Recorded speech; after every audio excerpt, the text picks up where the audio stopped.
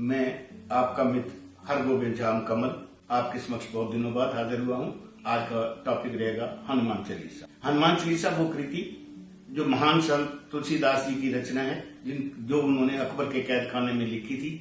और उन्होंने जब बार बार पाठन किया तो कई बंदर आ गए और जिसके कारण मजबूरन अकबर को रिहा करना पड़ा, छोड़ना पड़ा। उनको समझ आ गई कि ये बहुत महान संत है, मेरे से भूल हुई है। लेकिन उस पर आज कुछ लोग जो जिन पर सनातन धर्म की जिम्मेवारी है वो भ्रांति फैला रहे हैं।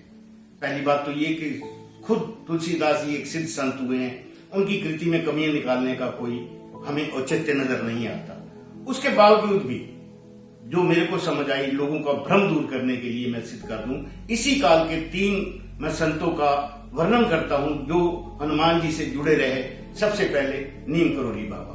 नीम करोली बाबा को हनुमान जी का स्वरूप कहा जाता है और उनको कौन नहीं जानता, उनके करोड़ों शिष्य हैं। जब उन्होंने कोई कमी नहीं निकाली तो आज के संत कैसे कमी निकाल सकते हैं। दूसरे थे भाई हनुमान प्रसाद जी पोदार, जिन पर गीता प्रेस गोरखपुर का पूरा जिन्होंने जिम्मेवारी ली हुई थी, जिन्होंने अगर ये कहें कि हम छापने में त्रुटि हुई है तो वो तो एक ऐसे महान संत थे जिन पर वो हाथ रख दे वो संत हो जाता था।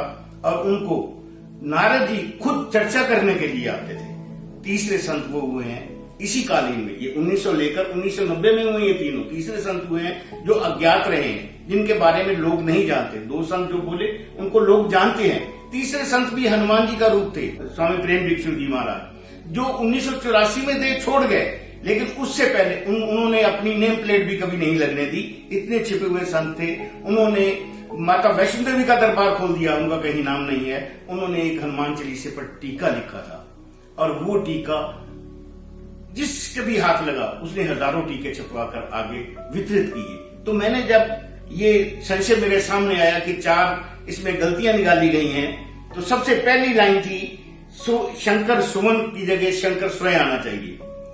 उसी पर ही मैंने उसकी पुष्टि की। ये मेरे हाथ में स्वामी प्रेम भिक्षु जी महाराज जी का लिखा हुआ टीका है, जो उन्होंने नहीं छपवाया, उनके भक्तों ने छपवाया। उनके भगत उंगलियों पर गिने जाते थे, क्योंकि उनका ये जो इस बार का प्रकटन था वो छुपकर रहने का था। उनसे किसी ने जब पूछा कि आगे हम कब मिलेंगे, तो उन्होंने ये बताया था कि अगर राम जी ने चाहा तो अगला जन्म यदि मेरा हुआ तो मैं छिपके नहीं रह पाऊंगा। लेकिन ये टीका जब छपा, जिसके भी हाथ लगा उन्होंने हजारों कॉपियां छपा के आगे बढ़वाई, जिसमें उनका कहीं चित्र लगा और कहीं नहीं लगा। तो मैंने इसी को खोला, क्योंकि ये एक ऐसे योगेश्वर थे जिनके शिष्य भी देवों के दर्शन करते हैं। आज भी उनके कुछ चंद शिष्य हैं जो देवों से बात करते हैं। हाँ, तो हम प्रेम भिक्षु जी महाराज की टीके की बात कर रहे थे, तो इन्होंने शिव पुराण का एक रेफरेंस दिया। भगवान राम ने शिव जी से कहा कि मैं रावण को वध के लिए अवतार लूंगा, तो क्या आप मेरी मदद करोगे। तो शिव जी ने कहा था कि मैं अपने 11वें रुद्र को आदेश दूंगा कि वो आपकी सेवा में तत्पर रहे। इसमें साफ लिखा है। और जामवंत जी जो थे वो ब्रह्मा जी के अंश से थे, और ब्रह्मा जी ने आदेश दिया था देवताओं को और ऋषियों को कि आप वानर रूप धारण करके राम जी की मदद करो। ये सारे के सारे देव रूप थे, जिनको हम वानर और ऋषि कहते हैं, जिन्होंने राम जी की मदद की। और इन्होंने 2 पृष्ठ में सारा लिखा है। उन्होंने तो यहां तक भी लिख दिया है कि क्यों हम पवन के साथ सुत लगाते हैं, केसरी के साथ नंदन लगाते हैं, अंजनी के साथ पुत्र लगाते हैं और शंकर के साथ सुवन लगाते हैं। इसको भी इसी में क्लैरिफाई किया है, बहुत गहराई में गए हैं। और इसी तरह बाकी जो 4 त्रुटियां बताई गई हैं उस पर भी इन्होंने गहराई से 2-2, 3-3 पृष्ठ पर लिखा है। तो इसलिए हमें भ्रांति नहीं फैलानी चाहिए। भ्रांति फैलाने के लिए दुष्ट लोग बहुत है, जिन पर सनातन धर्म का बोझ है, जिन पर सनातन धर्म का ध्वज है कि वो आगे ले जाएं। अगर वो ही रोड़ा बनने लगेंगे तो कैसे चलेगी ये बात। मुझे क्यों लिखना पड़ा, क्योंकि इनके शिष्यों ने एक अपने व्हाट्सएप पर लिखा कि अब जो है हनुमान चालीसा इस तरह लिखा जाए, क्योंकि एक किसी संत ने ऐसा लिखा है। जबकि फिर मुझे महसूस हुआ कि अब इसकी स्पष्टीकरण दे देना बहुत ही अनिवार्य है, ताकि लोग भ्रमित न रहे।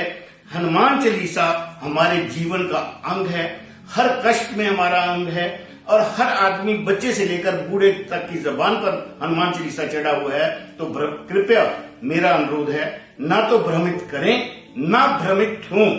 अगर ऐसा होता, ये सिद्ध ना होता, तो कई संतों ने इसे सिद्ध किया है और लाखों लोगों का कल्याण किया है। लाखों लोगों ने खुद पढ़कर अपना कल्याण किया है, अपने कार्य को पूरा किया है, तो फिर क्यों भ्रमित होना, क्यों भ्रमित करना। अगर किसी संत को इसमें गलती लगती है तो वो अपना चालीसा और लिख ले, हनुमान चालीसे पर और लिख ले। क्यों तुलसीदास जी में कमियां निकालने की चेष्टा की जा रही है।